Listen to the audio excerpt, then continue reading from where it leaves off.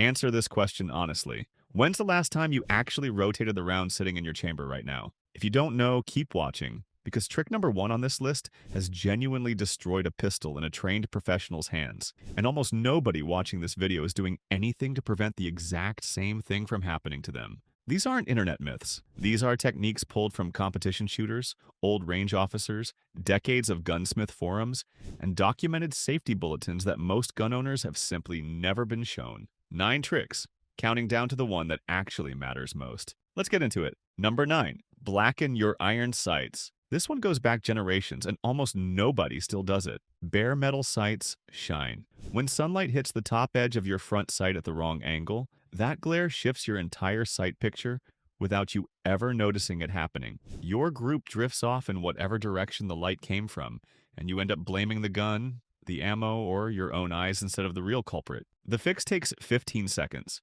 Wipe any oil off the sights first, hold a lighter flame a short distance away so you're depositing soot rather than scorching the metal, and coat the front blade and rear notch until both are flat black. Serious bullseye and service rifle competitors have carried small carbide lamps for exactly this purpose for decades, because a razor-sharp sight picture has genuinely decided championships by a single point. Takeaway: eliminate glare before you ever question your accuracy. Number 8. Number every magazine you own. When a gun jams, people blame the gun first, then the ammo. Almost nobody suspects the actual culprit, which is usually one tired magazine with a worn spring or a follower that's starting to tilt. Grab a paint pen and mark a number on the bottom of every magazine in your rotation. The next time you get a failure to feed, glance down and note which number it was. If the same magazine keeps causing problems trip after trip, you've isolated a $12 spring and follower issue instead of wrongly blaming your entire pistol. Competition shooters have tracked their magazines this way for years, some even labeling the date they last replaced the spring.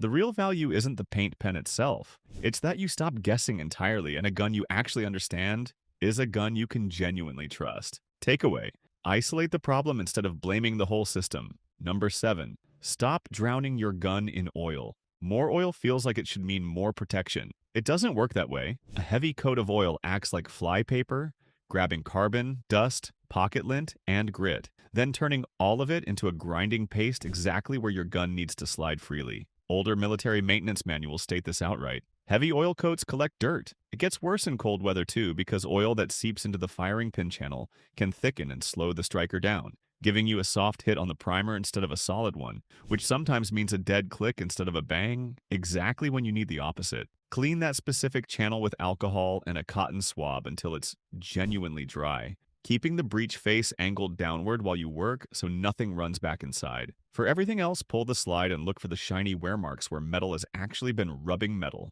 Those bright spots are the only places that need a drop of oil. Everything else gets wiped clean. Takeaway: oil goes exactly where the wear marks show you, and nowhere else. Number 6. Leave your carry magazines loaded. This one starts more arguments online than almost anything else in the entire hobby. The old advice says, unload your magazines every night to let the spring rest, or you'll ruin it over time. That advice has it backwards. Springs don't fail from sitting compressed for long periods. They fail from repeated flexing, meaning every single time you load and unload a round, that's a cycle. And cycles are what actually wear a spring down. Modern spring steel used in quality magazines is specifically engineered to sit under sustained load for years without meaningful degradation. The old fear traces back to cheaper spring steel and followers that tilt under pressure, which genuinely were weaker designs decades ago. Buy magazines with quality anti-tilt followers, load them, and simply leave them alone. The irony here is real. The person unloading their carry mag every single night to protect the spring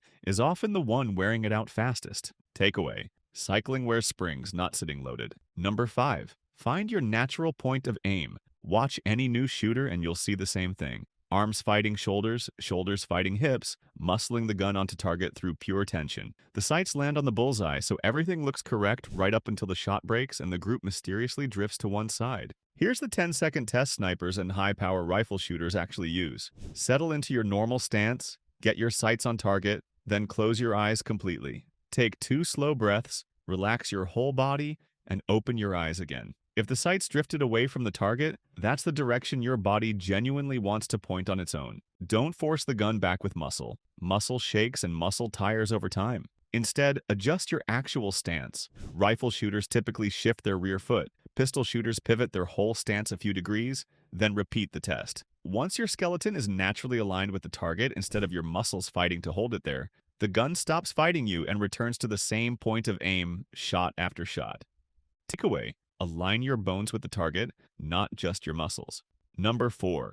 Actually fire your carry ammunition. This one makes people genuinely uncomfortable, and it probably should. Most gun owners buy one expensive box of premium defensive hollow points, load the gun, and then never fire a single round from that specific box again. That means they're trusting their life to ammunition they've genuinely never watched leave the barrel of their own gun. Two real problems hide inside that habit. First, feeding reliability. A pistol that runs flawlessly on cheap round nose practice ammunition all day can still choke on a wider hollow point profile, especially in a smaller carry-sized gun. Second, point of impact. A lighter, faster practice round and a heavier defensive load frequently don't land in the exact same spot, and at distance that gap can genuinely span several inches, which matters enormously on a real target. Buy 2 boxes of your actual carry ammunition. Fire 1 full box through the exact gun and exact magazine you carry every day, confirm it feeds without issue, and note exactly where it lands relative to your point of aim. Then load the second box with genuine confidence instead of blind hope.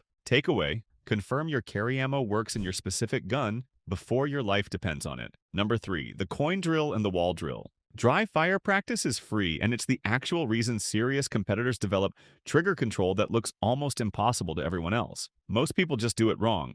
First, always confirm the gun is completely unloaded. Remove the magazine, clear the chamber, then check it again with both your eyes and a finger. Every single round of live ammunition needs to leave the room entirely, and you should be pointed at something that would genuinely stop a bullet regardless. For the coin drill, balance a coin or an empty case flat on top of your front sight, then press the trigger straight through. The coin doesn't lie to you. If it falls off, you're either slapping the trigger or dipping the muzzle as the shot breaks. Once you can do this 10 times in a row without the coin moving, your finger has learned something your conscious brain could never fully explain in words. For the wall drill, stand a few feet from a completely blank wall with nothing to actually aim at, then press the trigger while staring hard at your front sight. With no target to focus on, every tiny wobble in your hold becomes obvious. 10 minutes of this daily genuinely outperforms one lazy trip to the range per month, and it costs absolutely nothing. Takeaway: dry fire correctly and your trigger control improves faster than live fire alone ever will.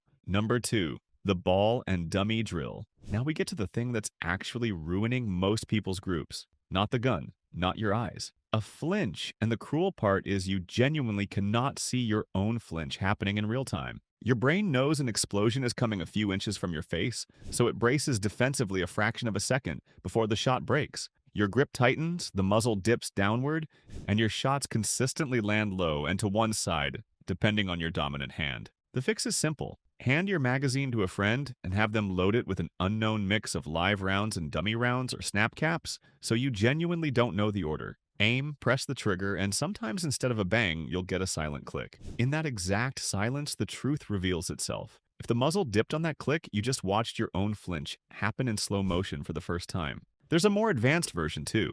Load mostly dummies with only 1 or 2 live rounds hidden randomly inside, so your brain genuinely stops expecting recoil at all during the session. The moment you catch yourself flinching, stop. Do 10 slow, deliberate dry presses, then start again. One real session of this and your group size will noticeably shrink. Takeaway: the ball and dummy drill exposes the flinch you can't see on your own. Number 1. The one round most carriers never rotate. Here it is. If you unload your carry pistol every night and reload the exact same round every morning, you may have been doing something genuinely dangerous without realizing it. Every time that round gets chambered, the bullet's nose strikes the feed ramp and gets pushed a tiny bit deeper into the brass case. This is called a bullet setback, and it's quiet because the round still looks fine, but a bullet seated deeper leaves less room for the burning powder. And that means dramatically higher chamber pressure the moment it fires. This isn't internet folklore. There's a well-documented case of a security officer's pistol coming apart when fired,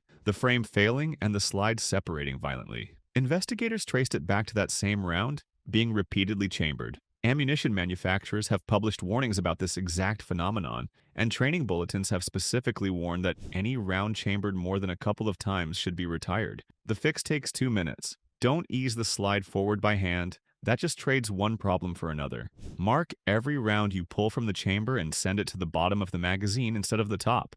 Once every round has been marked, shoot them at the range and reload fresh. Takeaway: rotate your chambered round, because the danger is real and completely invisible until it isn't. 9 tricks. One habit sitting in almost every gun owner's daily routine that they've genuinely never questioned. Here's your actual assignment before you finish watching and close this video entirely. Go check the round sitting in your chamber right now. If you can't remember the last time you rotated it, that's tonight's job, not next week's. Hit that like button if at least one of these genuinely changed how you'll handle your gun starting today. Subscribe for more real techniques most gun owners never get shown.